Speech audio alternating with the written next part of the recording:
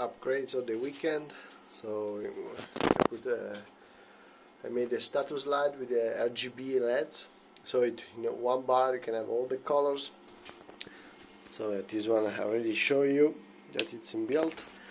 Doubled enclosure to put all the new breakout boards and relays needed for this project. And now this one will just change, so like that's blinking red, the physical emergency button, if I can press it, it's a fixed red. Ready to go, it's blue. Jogging is light blue. Feed hold and macro turning, it's yellow. So if I do like a macro, it will say like yellow. And then like running the machine, yeah, there is no program.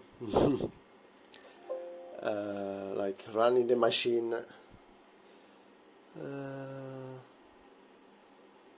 moving, yeah, gets green, like when it's running.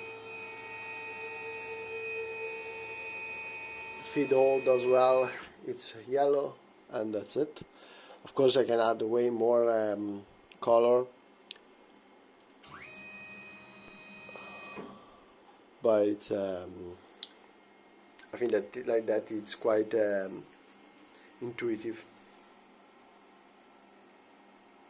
Yeah, unfortunately the camera picks up all the single LED. In reality it's really smooth.